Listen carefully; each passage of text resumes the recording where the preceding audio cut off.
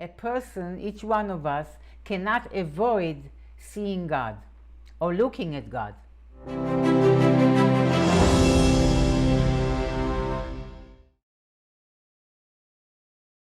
Good evening. Tonight is Motzai Hey Menachem Av.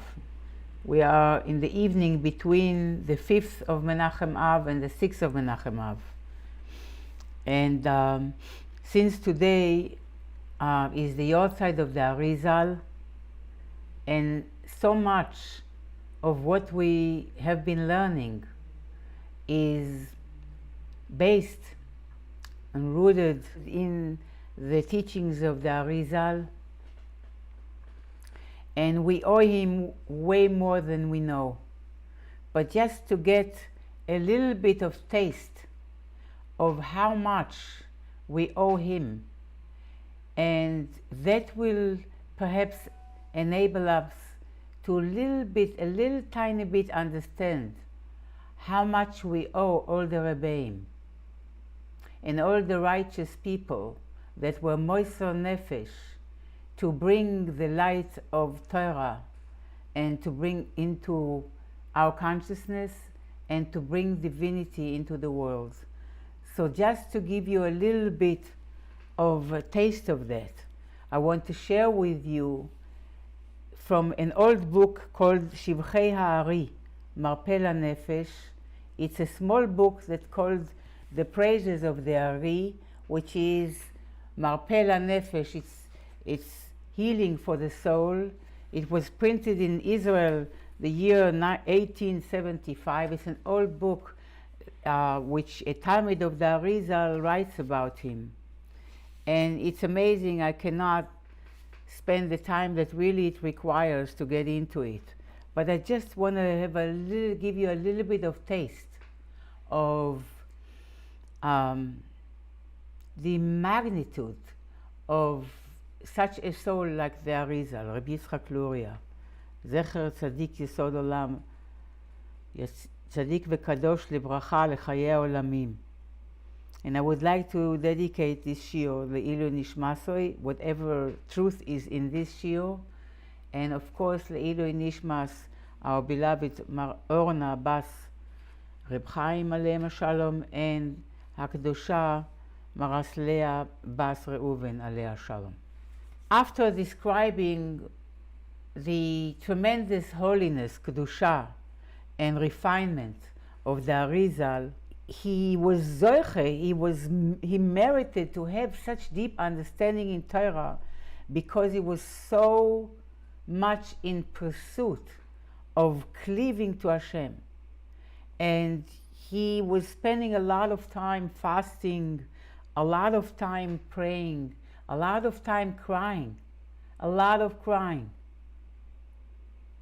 And he was very humble, and he shared a little bit with his disciples that for each and every secret that he was revealed from heaven in terms of the Torah, he used to cry so many tears like the number of the hair in his beard.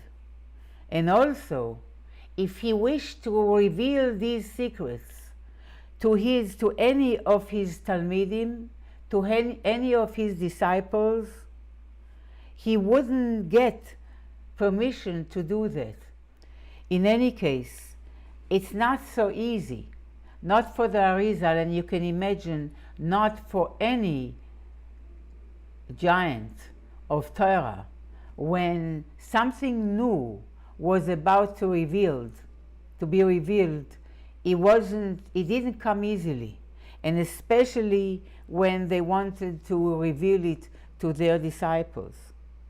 So the Arizal shared with his students that in order to share these secrets with them, he has to daven and pray uncountable prayers, and he says, I have to cry so many tears, shed so many tears like the hair of his head, and then he would manage to reveal these secrets to to his Talmidim.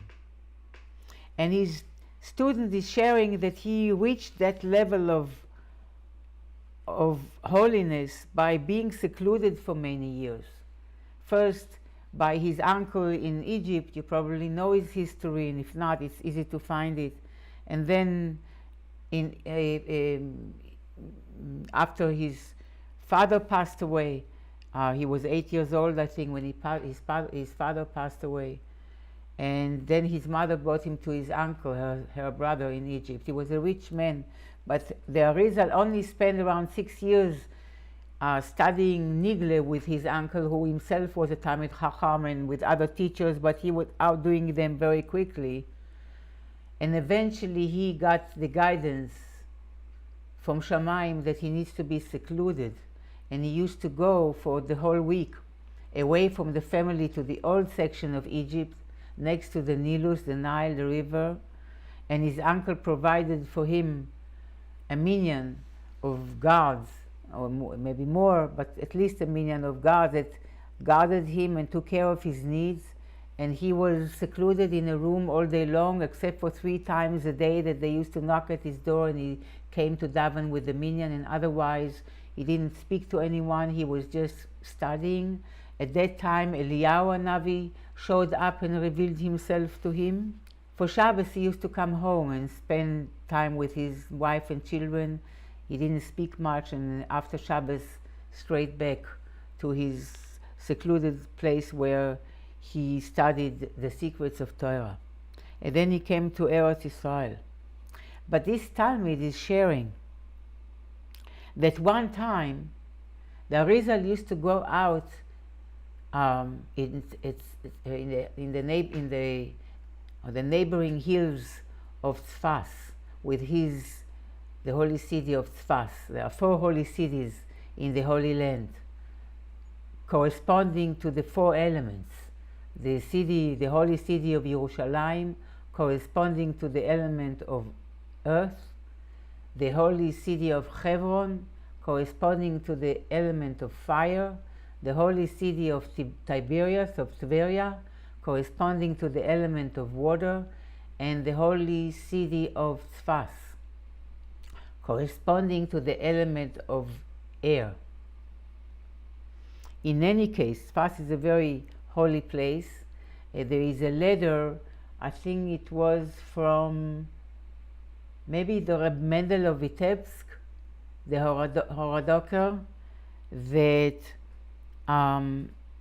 he was living in Tzfas, residing in Tzfas, and he writing a letter to, I'm not sure to whom, that he's moving from Tzfas to Tveria because he cannot sleep at night, because he keeps hearing the heavenly voices at night in Tzfas, and he cannot sleep, so he has to move to Tveria. Tzfas is a very holy place, in any case, very spiritual. In any case, they were learning, they were studying. The Arizal used to take them out to the fields next to Tzfas, and he spoke to them and he taught them a certain discourse in the Zohar, in the Holy Zohar, he spoke about Galus Mitzrayim, the exile of Mitzrayim and of Egypt, and what it meant spiritually and what it means ad hayom hazeh, until today. And then he brought a certain discourse of the Zohar in Parshas Pinchas not long ago that talks about a certain doe, a female deer. It's a kind of a mountain deer, a female deer that when she gets pregnant, when it's time for her to give birth, her birth canal is very narrow. And in order for her to give birth, Hashem brings a special snake. In another place it says that Hashem is bringing a special snake from Hararei HaChoshech, from the mountains of darkness. It's a very surrealistic piece of Zohar, and it's also in the Gemara. In any case, when it's time for the female doe, the deer, this mountain deer, to give birth, her birth canal is so narrow that the baby cannot come out unless Hashem is sending this special snake that at the exact right time bites her at the entrance to her birth canal. I think it says that it bites her twice, but in any case, I'm not sure about that. But in any case, that enables to the birth canal to relax and become flexible, and then the female, the ayala, the ayala can give birth. And the timing of this bite of the snake is very, very critical, because if he bites her a little bit too early, the baby will not come out and she will die, or a little bit too late, she will die. So it's a very, and there are a lot of secrets around this story and around this phenomena. It's a botanical and biological, phenomena as well. But in any case, there are a lot of secrets there. And the Arizal, when he got to this part of the Zohar, he said, here I cannot reveal these secrets. And he said that even Reb Shimon Bar Yochai, which the Arizal lived, Reb Shimon Bar Yochai is like 2,000 years ago. The Arizal is around close to 500 years ago, so lived much after. But he said that even Reb Shimon Bar Yochai, when he was studying this subject, he was afraid. He was afraid, and he said that, don't ask questions and don't test by testing, and don't ask questions when it comes to this topic. He was afraid.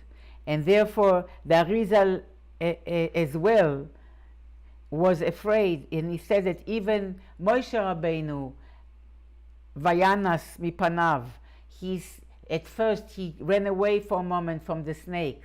So these are very powerful inyanim that even Reb Shimon Bar Yochai, the Arizal's teacher, and why am I saying teacher? Because the Arizal was familiar with all the paths of the learning centers in the heavens.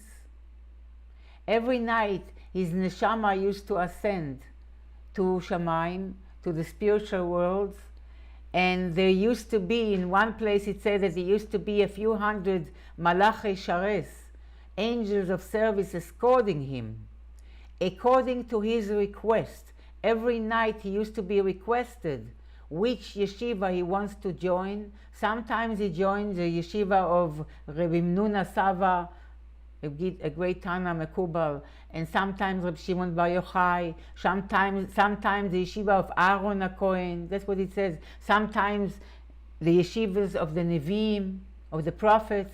He used to request where he wants to go that night, and the neshama used to be taken. His neshama was taken and studied that night. And when he came back one Shabbos afternoon after a short nap, he said, it will take me 80 years will not be sufficient to say what I was taught in these 2 hours, 1 or 2 hours of the sleep that I had Shabbos afternoon.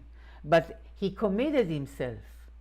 He said to his devoted Talmidim, who were so yearning to connect with the godliness that he was connected with, he said, if the time will allow, I will rectify you, that you should be able also to ascend every night and to experience and to study in the heavenly realm.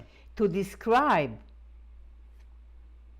the extent of his Mesiras Nefesh, the extent of his devotion for revealing the knowledge and the secrets of Torah to his Talmidim, so they should spread it in the world, here is the following story.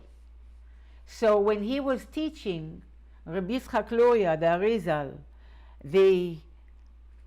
that piece of the Zohar about this female deer, his selected students, the only one that was allowed to write his teachings, Reb Chaim Vital, which the Arizal loved so much, begged him to tell him the secret. And the Arizal said, try to avoid it. And he said, as I mentioned before, that even Reb Shimon Bar Yochai and even Moshe Rabbeinu were afraid to deal with these secrets. So let's go. But Reb Chaim Vital was very, how shall I say, possessive and very obsessive about acquiring knowledge and drawing the knowledge from his master, from the Arizal. He was totally into that. I hope I didn't say it in the wrong way. But he was insisting that the Arizal will share with him the secret of this dough and the snake. And since Reb Chaim Vital begged and insisted, and the Ari HaKadosh, the Holy Ari, was instructed from heaven that if anything that his student Reb Chaim Vital will request from him to study and sincerely request to be studied, the Arizal has to teach it to him.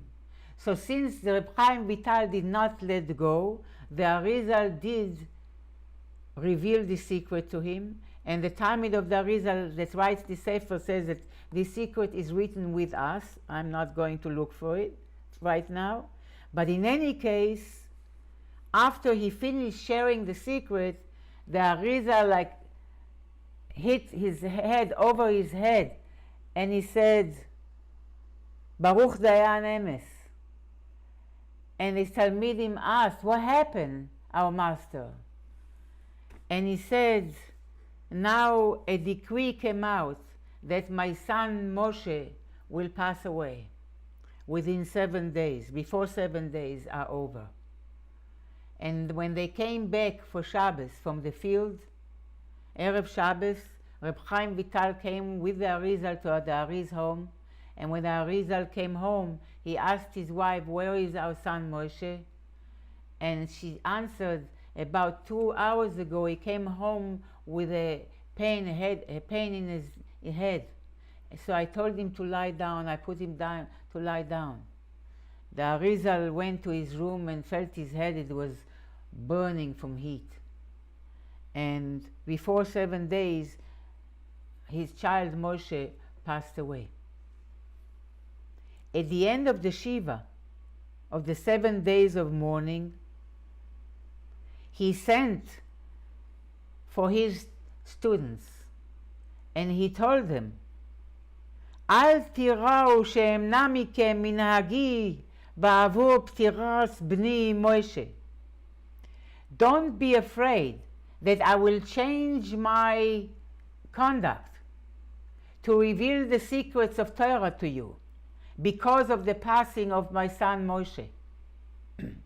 אילו ימוסו לי כל בניי וגם אני בעצמי, even if all my children will die, and even I myself will die, לא אניח ידי ולא אעזוב אתכם מללמד אתכם כל רזי התורה. I will not cease and I will not let go of teaching you all the secrets of the Torah, כדי לסכן אתכם, to rectify you, the Talmidim of the Arizal, כהלכתו properly, למען תאירו את כל העולם כולו, in order for you to shine and illuminate the entire world, בחוכמתכם, with your wisdom. And then it says that the Talmidim were so happy that because they were concerned that after this tragedy, their teacher will reject them and will not want to teach them anymore. But he said it will be the opposite.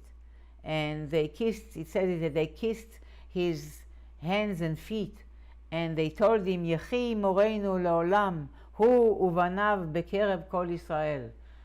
Our master and his children should live forever in the midst of all the Jewish people. And then, just to add with one more anecdote, in continuation to this one, following that, the Arizal shared a certain Tosefta about 2 baby deer, train orzilain de ayalta, 2 ofarim, 2 baby deer from a mother deer. Avdei avdu kame reusa denaichali. These are 2 deer, 2 baby deer that cause a lot of pleasure to God. Some say it's Avram and Yitzchak. Whatever it is. And here, again, the Arizal says, don't ask me to tell you more secrets around this statement. It will be better. And that's what he said to his devoted student, again, Reb Chaim Vital. It's better if you let go and don't ask me more questions about this piece of Torah, because it will be better for me and for you, for me and for the world. Because it's a big secret, and in Shamayim, in heaven, they did not want me to reveal it. Of course, Reb Chaim Vital insisted. These were people who Torah was more than oxygen for them. And the Arizal says, you're going to end up regretting insisting that I should reveal it to you. A great regret. And I'm warning you. But I am commanded and not to prevent from you anything that you insist that I should tell you. And therefore I am warning you that you better let go, because if you insist, I'll have to tell it to you. And Reb Chaim Vital insisted to know. And the Arizal explained him this Tosefta and revealed him the secrets. And then he told him that the decree came out that he himself, the Arizal, will pass within a year. And that's what happened. The Arizal passed away young. Some say 36, some say 38. But that's the story that preceded the Ptira, the passing of the Arizal. And Take, they did regret, the Talmidim did regret not listening to the Arizal, and after that event. But Baruch Hashem, we still have a lot of teachings from the Arizal, and mainly the teaching about the Tzimtzum, that the Arizal opened a door to understand that the Tzimtzum, and as Chassidus developed the idea of the Tzimtzum, to understand that nothing was removed from our reality, not Hashem himself, not Hashem's light. It's only the Gilui of him and his light, the Gilui of his light, which means a person cannot avoid seeing God, looking at God, let's put it this way. A person, each one of us, cannot avoid seeing God or looking at God. But we don't know what we're seeing. We don't realizing what we are looking at. But we can't avoid looking at him, because the Tzimtzum that the Arizal began to reveal to us and to explain, and with all the teachings of the Rebbeim, it became more and more understood. And of course the Alter Rebbe and all the Rebbeim following that, that the Tzimtzum is not a literal Tzimtzum, and therefore our intimate relation with Hashem is never severed, and is never really, can never stop, can never be, can never end. So this is these are a few words about the Arizal, and we are learning about the meaning of the korbanos, of the sacrifices. And more timely, I mean, it's timely because soon we will be, I will have to be very well versed in the sacrifice, and we have to prepare because it's going to happen very soon. But also what is timely in terms of right this now, is that we have the tefillos, our prayers are corresponding and replacing the korbanos and the sacrifices, and we have to understand how it is so. So we began the Maimar, and to review, number one, what is the meaning of the duplicate language ve'amarta? That we say, צו את בני ישראל ואמרת עליהם את קורבני לחמי לישי, ריח ניחוחי, תשמרו להקריב לי במועדו, ואמרת להם, 2 times it says ואמרת. You should say to בני ישראל, and then it says you should say to them. Why 2 times? This is one of the questions that was asked. Another question is why the beginning of the pasuk takrivu, at the end the second pasuk ta'aseh, the lashon takrivu, to sacrifice, but the second term is la'asot, to do, to make the korban. Why this change of expression? And also why takrivu plural, and why ta'aseh, you should do the korban, the sacrifice, singular. The question that was answered already, that's the first question that Anat is asking. Why? What is the meaning of the 2 times amarta, ve'amarta, that you should say to them? Moshe Rabbeinu should say to Bnei Israel. Why 2 times ve'amarta? Anyone wants to say besides Anat to answer? Please unmute yourselves if you want to talk. Miyad is in the time of the Beis HaMikdash, and Ladairis is after the Beis HaMikdash with Tefillah. Very good. Why 2 times, thank you, Michla. Why 2 times Va'amarta?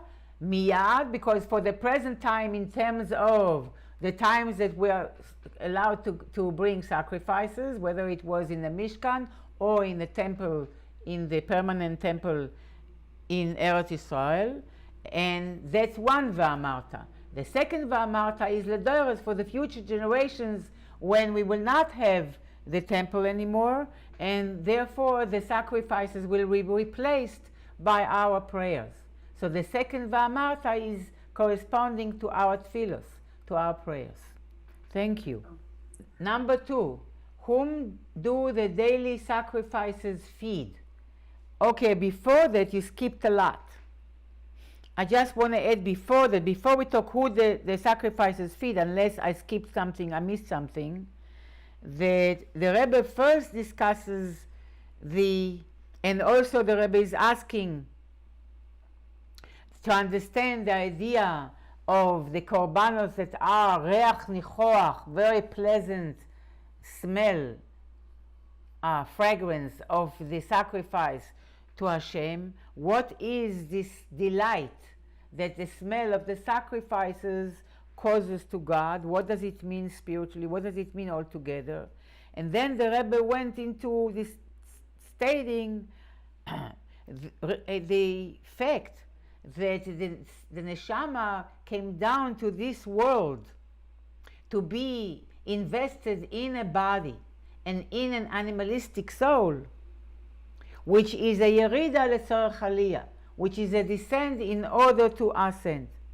The Rebbe spoke about before the creation of the world, how God and his ability to be perceived and revealed, which means Malchus of Ein Sof, for God and his name, which is also infinite. Ata kadosh v'shimcha kadosh. God and his name, both are kadosh, are removed, infinitely removed and incomparable to the world. But this inyan of Shmo, of the name of Hashem, the name, one needs a name only to relate to the other. If not to relate to the other, we don't need a name. And so too, the name of Hashem, Or Ein Sof, the way it begins by being included in God himself, and then it's not even Or Ein Sof, it's the way him and his name are holy, part of him, his name is part of him. And then there's Or Ein Sof. But the name of Hashem, which means Or Ein Sof, means when the ability of God to be revealed is actualized, is revealed. That's when the name of Hashem becomes Or Ein Sof. Now it's Or Ein Sof, it's infinite light that has to be concealed in order for worlds to come about. But the Rebbe is bringing here that Shmo, the name of Hashem, is the same gematria of ratzon, of will, which means it represents the divine will to be in a relationship. And as a result of that, Hashem reveals His light, and this light now has to descend after descend after descend after descend until it comes to create a physical world, yesh me'ayin, in which the soul will come into a body and do Torah and mitzvahs in a physical world. It's a tremendous yerida. It's a tremendous descent from ayin to yesh, from nothingness to somethingness, which we are used to. That's the reality we live in. But all this is for what sake? All this is for the sake of the aliyah, the pleasure that will be caused to Hashem, that is represented by the Leviathan, the divine whale. It comes milashon Levia. That means when the yesh, the normal process of creation is that from the ayin, from formlessness comes form. From nothingness come things. From ayin comes a yesh. From potential comes actual. But what causes Hashem delight is from the actual going back to the potential. From the yesh going back to the ayin. From the concrete and the coarsened ultimate beings, if they choose to subject themselves and nullify themselves and subsume themselves, if you can say that in English, in the infinite divine light, that is tremendous, causes tremendous pleasure to God. And it's compared in Hasidus, as we mentioned, to the pleasure that the ministers or simple people even want to bring to the king. When the king has everything, what else can you give to the king? He has all the treasures, all the expensive and fancy precious stones and gold and silver and so on. So we bring the tzipor hamedaberes, the talking bird, because here is the shinui hateva. What causes divine delight is the going against the nature when the person chooses himself, when this coarse, physical, self-centered, egotistic, narrow-minded world is choosing to expand its consciousness and to cleave and to unite with the infinite. That is a chidush that causes tremendous pleasure to God. It's the going backwards from a yesh to ayin. And now we come to Anat's next question.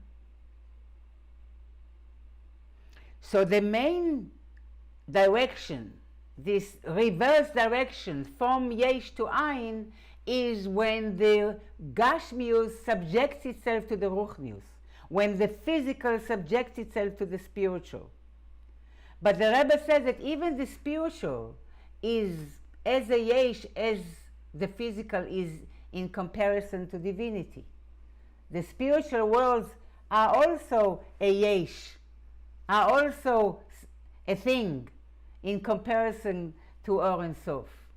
And there is no difference in terms of Or Ein Sof between the spiritual worlds and the physical world. But for us, from the physical perspective, it's a big aliyah, big ascent, to be ascending to the spiritual realities and elevate our consciousness to the spiritual worlds. But all the worlds, any world, the physical and the spiritual are all connected, one nurtured, as we explained last time, from the one above it. And therefore there is a aliyah and yerida. There's like a ladder. These worlds are like a ladder, that the bottom of it is the world of Asiya, and the top of it is Bria or Atzilus, the higher world and even higher. So we, the lowest beings in the world of Asiya, are affected by the higher spiritual worlds, by the angels and the seraphim and so on from the higher worlds, and they are also affected by us. And now we are coming to number 3. No, number 2. Whom do the daily sacrifices feed, Anat? Okay, I have the higher angels, the seraphim. Right. So we will learn that the higher angels, all the angels, but it's all the way up to the highest ones, which the seraphim in the world of Bria, they are nurtured, they are invigorated, they are sustained like eating food. That when we eat food, we get energy from the food. And they get energy from our avodah, from our service, that enables them to ascend to higher levels of godliness and be subsumed and nullified in the infinity, in Atzilus and higher. At least Atzilus. Yes, and we will see more how. And that is done mainly through the sacrifices and the tefillos. Number 3, who sacrifices the soul of Israel upon the altar? Anybody? Who sacrifices the souls of Israel upon the altar? The same Malach Michael? Yes. How is it connected to our discussion? What is Malach Michael? Doesn't the Malach Michael represent the chesed on the... Very good. Very good. Very good. Malach Michael represents the Keli of Sfiras HaChesed of Bria. He is made from the Keli of Sfiras HaChesed of Bria. Why Keli? Not for now. Because Keli, the Sfiras HaChesed itself is divinity, is divine, is still godliness. But the Keli, the Or of the Sphira, is godly. But the Keli of the Sphira, from there you can already have Nivraim, and you have the Nivra, the creation of Malach Michael. So Malach Michael is the Keli of Sfiras HaChesed of Bria, of the world of Bria, the highest created world. And he is Bechlal considered the protecting angel of the Jewish nation. And why is it relevant here, Michla?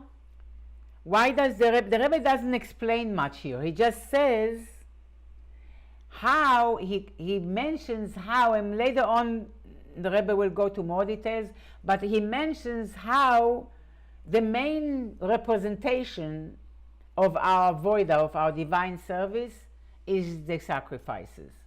That was the main avodah of the temple.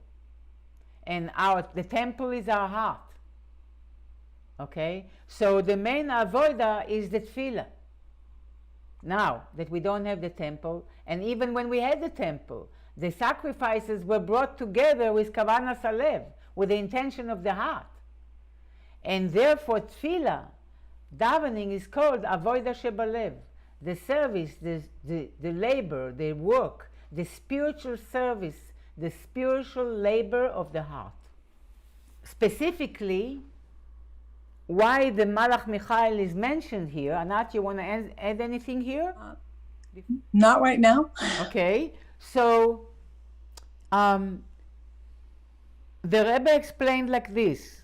Didn't go into details yet, but he explained that, as we already know, the main bittul of the yesh to ein, of the world's back to godliness, is through the service of the korban, of the sacrifices, which represents the refinement and the elevation of our animalistic soul, of our ego, or of our self-centered self. That aspect of ourself which is animalistic in the sense of interested in the here and now, self-centered. We'll talk about it more. But that Nefesh HaBahamis is what is supposed to be elevated, like on the altar, on the physical altar, it was the physical animal that was sacrificed on the Mizbeach, on the altar. So too in prayer, our animalistic soul has to be refined and elevated to higher levels of consciousness. Now, this Nefesh HaBahamis, this animalistic soul, spiritually originates in the chariot, in the Merkava, which is a description that was envisioned and seen by the Navi Yeshayahu and Navi Yecheskel. Yeshayahu saw the Merkava, the chariot of the world of Bria. The prophet Yecheskel saw the chariot of the world of Yetzirah. And both are the template of energies from where all beings and all levels of beings in this world exist. How we are nurtured from the spiritual sources. So our animalistic soul nurtures from the face of the ox. There are four kinds of faces: the ox, the eagle, the lion on the right, and the ox on the left, and then we have the eagle and the face of man. So the Nefesh HaBahamis, the animalistic soul, the ego of a Yid, comes from the principle of Pnei Shor Mehasmol, the face of the ox from the left, which means Gvura. The Nefesh HaBahamis comes from the Gvura side of the chariot. It's very passionate, like fiery, like Gvura. It's very passionate, it's very fiery, very excitable. But then the Rebbe explained that how does it go up to be included in infinity? How does it go up? First, the Nefesh HaBahamis ascends to the Pnei Shor, to the face of the ox in the Merkava, in the chariot of Yetzirah and Bria. But now it has to unite with Or and Sof. It has to be elevated to Atzilus. For that you need the Pnei Aryeh. For that you need the face of the lion, the right side of the Merkava, which is the lion, which is Chesed, the Sphira of Chesed. And it is through the Sphira of Chesed that the Nefesh HaBahamis now can be elevated and unite with Or and Sof, because Chesed, Sfiras HaChesed, Sfiras HaGvura prevents Giluim, prevents revelation of the infinite, of divinity. Sfiras HaChesed reveals.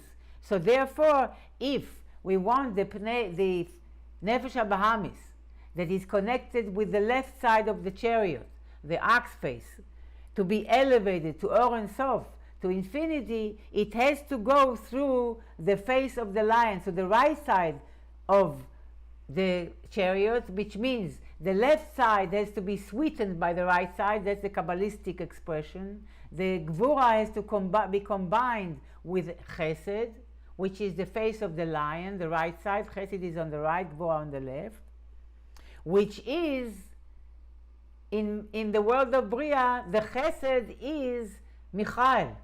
The Chesed in the world of Bria, that's we want to get to the Chesed of Atzilus, but where it begins with Chesed of Bria. Malach Michael takes the Neshamas of Yidden and takes the Tfilos of Yidden, the prayers of Yidden, and elevates them to Or and Sof in Atzilus. It brings them up on the Mizbeach, which means now the animal soul can unite with the godly soul. The animalistic is now elevated and refined enough to be included in the divine infinite light, in the divine presence. That's the result of the sacrifice. So too, just as lemata, as below. The sacrifice was brought, the animal was brought on the altar. It's true that the Leviim were singing and playing music. The Leviim are also the left side, and that's the idea of Esh. The left side is the idea of Gvura, milamata lemaila, like fire from below up. And so too the Leviim were singing. We learned before that the shir, the song, enables that which needs to be elevated to exit its scale that limits it, and to transform and to be elevated to the higher realm. That's done with the song, with the music. But the actual merging of the animal, of the sacrifice, as well as the animalistic soul, as the prayer is done through Malach Michael, who brings the souls of Yidden close to God.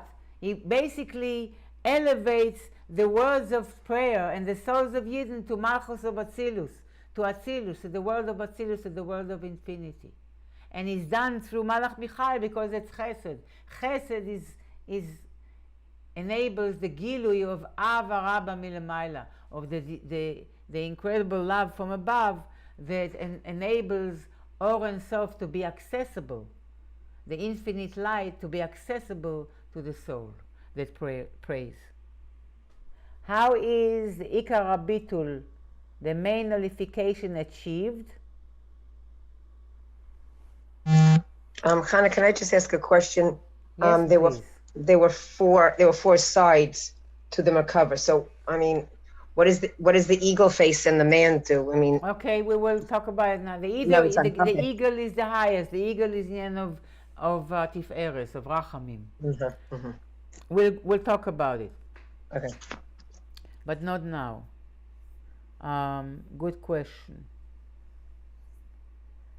Okay. So I think we answered for, I think, by you asked what is Ikar Bitul. Ikar Bitul is B'maaseh Korbanos. Is that correct or not?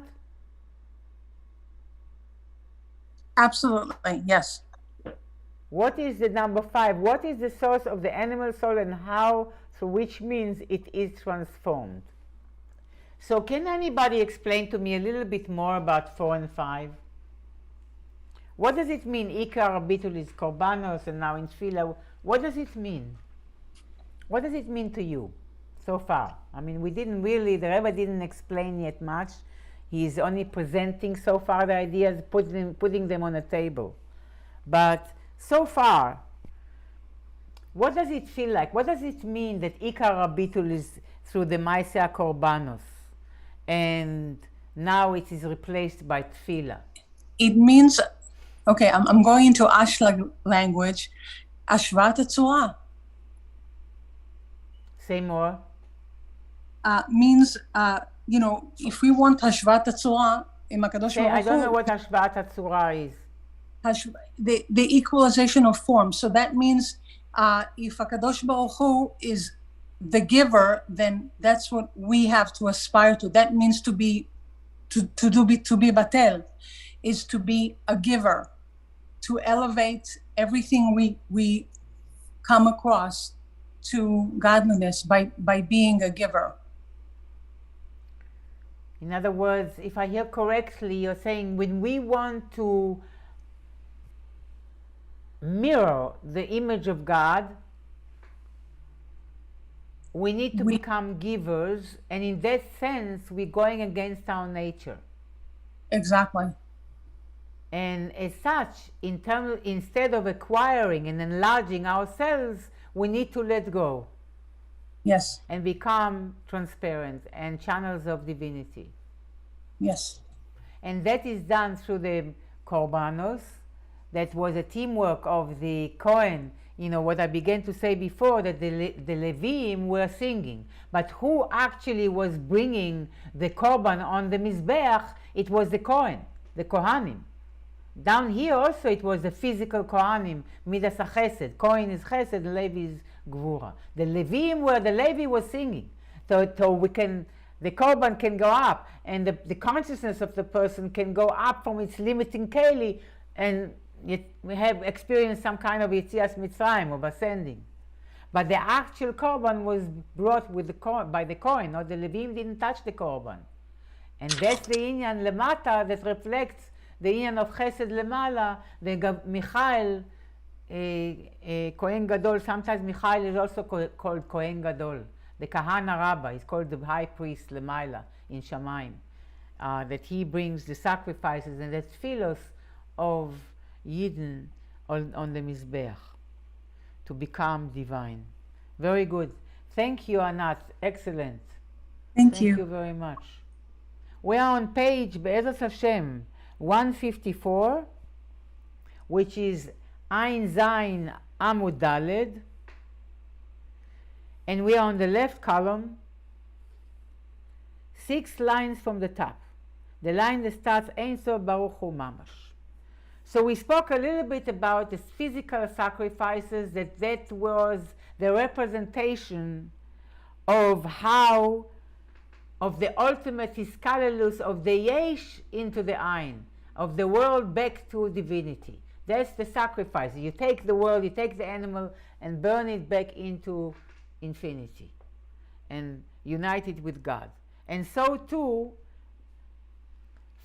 after the first dot, the full stop. וכך הוא עניין התפילה. So too, like the sacrifices, is the idea, the subject of prayer, davening. We'll just finish this paragraph, and next time we'll go straight ahead, B'ezrat Hashem. So today we don't have sacrifices, we have the prayers. כי הנה נודע שמיכאל שר הגדול מקריב נשמותיהם של ישראל על גבי המזבח. It's known that Michael, the officer, the angel of Michael, who's called the protecting angel of the Jewish congregation, the Jewish soul community. Hasar Hagadol, he's called the great minister. Also Gadol Gdula, Chesed is Gdula, the Hasar Hagadol is the minister of Chesed. מקריב נשמותיהם של ישראל על גבי המזבח. He sacrifices, he brings closer the souls of Yidden on the altar. וכמאמר, and it says, וישי ישראל ותפילסם, as we say in davening, וישי ישראל ותפילסם, באהבה תקבל, ברצון, we ask Hashem to accept the fires of Israel and their tefillah, their sacrifices and the tefillah, willingly we ask Hashem. Ulemata, down here, what does it mean? Lemala, we will find that is lemala, this fire. What is lemala fire? What was said before, lemala fire are the srafim, the highest angels of the world of Bria, that are inflamed with the passionate fire to be consumed in godliness. But lemata, says the Rebbe, what is Ishei Israel? The fire, the Jewish fire, the Israel fire below. B'islabshus beguf hagashmi, when the soul is invested in a physical body, hu b'chinas avaraba. That is the experience of great love that a person feels in his prayer, haba milemala. And at times, when a person made himself the right keli, there is great love that it is bestowed upon the prayer, the one who davens, who prays in his tefillah, b'tfilasam, which means that Hashem bestows ava rabba in the soul of a yid who prays, that his heart is inspired. להעלוסם ולקשר נפשם של ישראל באלוקים חיים ולדבקה באור אינסוף ברוך הוא ממש וזהו לחמי לישי. So what does it mean?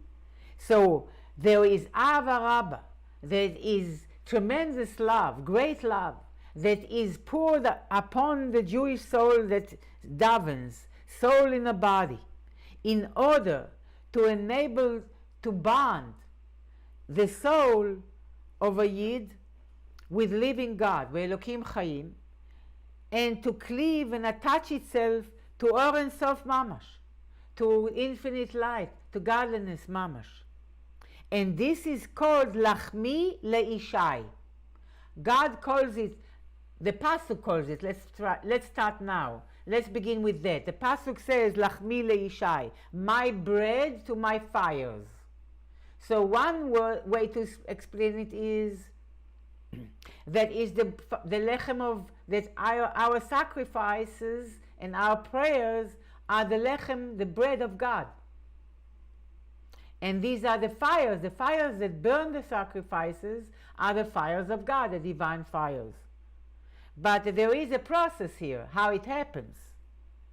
And specifically how it happens is, when the Pasuk says, Lachmi leishai, reach nichochi, what we say every day in Parshas HaTamid, in the Korban, in the daily Korban, that we say every day before Shachris and before Mincha. Perush leishai, to my fires, laesh sheli, my fire. Ishai, esh sheli, or fires of mine. Shesorfim uboarim, who are my fires? So now there's another explanation. And the explanation is that Hashem says that et korbani lachmi leishai, my sacrifice, my bread to my fires. Who are Hashem's fires? Says the Rebbe. Shesorfim uboarim elai. Who are those who are burning and inflamed towards me? The hainu asrafim. These are the seraphites, the burning angels. Shehem b'chinas yikad yikod esh. They are inflaming fire. They are heated, inflamed fire. Boara belibam, that is inflamed in the hearts of those angels. Tamid, constantly, b'tshuka gdola v'nifla'a, with a tremendous yearning and desire, ube'ahava azah kerishpei esh, and with very intense love, like flames of fire, libatel v'likalel be'or Ein Sof Baruch Hu, to be annulled and subsumed and included in the infinite light, blessed be it, machmas hasagasam agdola, because those srafim, those high angels, that are nurtured from our prayers and our sacrifices, the Rebbe will explain, are burning with inflamed fire of desire to be subsumed in the infinite godliness. Because machmas hasagasam hagdola, the great consciousness and understanding, shehem be'olam habriya, which they are in the world of Bria, which is the highest of the created worlds, the world of creation, Shu lemala me'olam ha'yetzira v'asiya, which is higher than the world of formation and the world of action, asiya, which we live in the physical part of asiya.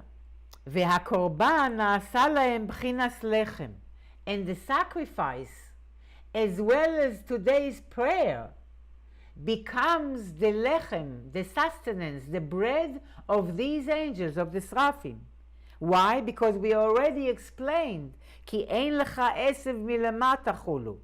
We don't have a grass below that doesn't have a mazel above that tells it to grow. It gives it energy to grow. And the mazel has the ofanim, and above the ofanim are the chayos hakodesh, and above the chayos hakodesh are the malachim, and above the malachim are the srafim. So there is a gradual spiritual descent and ascent from the physical world up to the srafim, and from the srafim down to the physical world.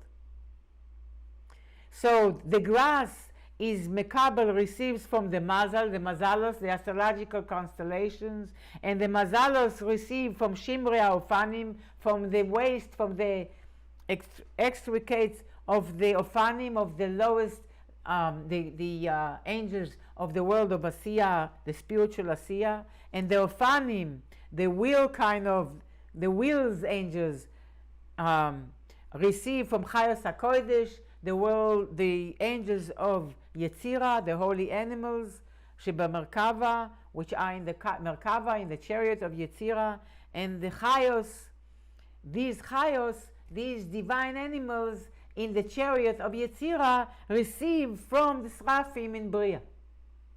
So there is, one is receiving from the other. ולכן, and therefore, says the Rebbe, בהעלוס הקורבן למעלה, when the sacrifice goes up with the fire on the altar, and that is when you and you and you and you and you and me daven every day, pray every day in our heart with the fire, to bring closer, as Anat calls hashvaat hatzura, to make our form closer to the divine form and refine ourselves. And this korban goes up lemala, ole v'nichlal, it ascends and included in the spiritual worlds, ad b'chinas rafim, all the way to the Seraphites, to the highest angels in the world of Bria, v'na'asa lahem b'chinas lechem. And then our prayers and our sacrifices become like sustenance, like bread, like food for these angels. כמו בחינת לחם המסעכל במעי האדם, just as bread is being digested in the intestines, in the stomach of a human, ונעשה כבשר ודם האדם ממש, and then it becomes like the flesh and the blood of the person ממש, עד שנעשה לו מזון, until it becomes sustenance for the body, ומוסיף לו כוח וחיוס. And when a person eats, eventually it adds to the body energy and vitality. And כך הקורבן, so too the sacrifice, whether it is the emotional sacrifice, the physical sacrifice, the spiritual sacrifice, any sacrifice that we are willing to be less of a yesh and more of an ayin. כך הקורבן, anybody can volunteer any expressions in English. כך הקורבן מסעכל ונכלל. So too the sacrifice is digested and included and consumed. B'chayos, in the holy animals, v'srafim, and in the Seraphites, the highest angels, עד שנעשה להם מזון, until it becomes sustenance, food for them. ומוסיף כוח וחיוס, and it adds strength and vitality, basrafim, in the highest angels of the world of Bria, lehalosam, to make them ascend, to elevate them to the world of Atzilus. Ulishtava begufa de malka mamash. Lishtava means to be sucked in, to be drawn in, into the body of the king itself, which means into the world of Atzilus, into infinity. Now it's not, now it's, they are subsumed in the world of Ayin, in the world of formless, in the world of divinity. What enables them, what energizes them, what vitalizes them to be able to refine more and ascend higher and higher into Atzilus. And as a result of that, of course, Atzilus is the world from which we get to sustain. That is done through our service of the sacrifice, the personal sacrifice that we make in order to come closer to God and to bring Him into this world. Next time, in Mirza Hashem, we are going to get deeper into the Korban itself and understand why Hashem chose Dafka to bring 2 sheep. Why not 2 oxen? Why not 2 goats? Why not 2 doves? 2 sheep. Keves. A lot of secrets in the word keves. Keves means a ramp. Keves means a sheep. Keves means secrets. Kivshono shel olam. Lichbosh means to conquer. A lot of meanings. Chaya Edel, did you have a question? I was just wondering what lichbosh means.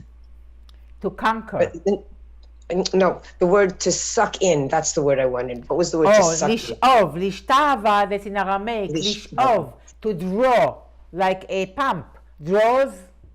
So lishtava, to be drawn into the body of the king mamash, into Atzilus. The spheros are the body of the king. The body of 10 spheros are considered, the kelim of Atzilus are like the body of the king.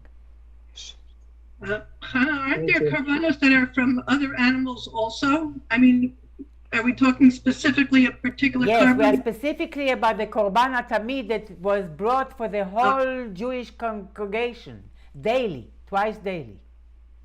So we're talking about the carbon tamid. The korban tamid, yeah. We mentioned sacrifices b'chlal, but here now we're going to be specifically discussing the daily korban tamid that was brought for each and every Jew every day, for the whole entire Jewish community, morning and afternoon. And why from sheep? Ladies, I'm wishing everyone the Geula Amitis Shleima, and this Shabbos is Shabbos Chazon. Tomorrow night I'm going to speak about Shabbos Chazon in Mirz Hashem. We see the Beis Hamikdash, but it should not be just a vision anymore. We should be in Beis Hamikdash and see it literally. The Beis Hamikdash Hashlishi v'Hameshulash v'Hanitzchi, and it should be a big yontif for all of us. Amen. Thanks for coming and participating. And Mirz Hashem will continue next week.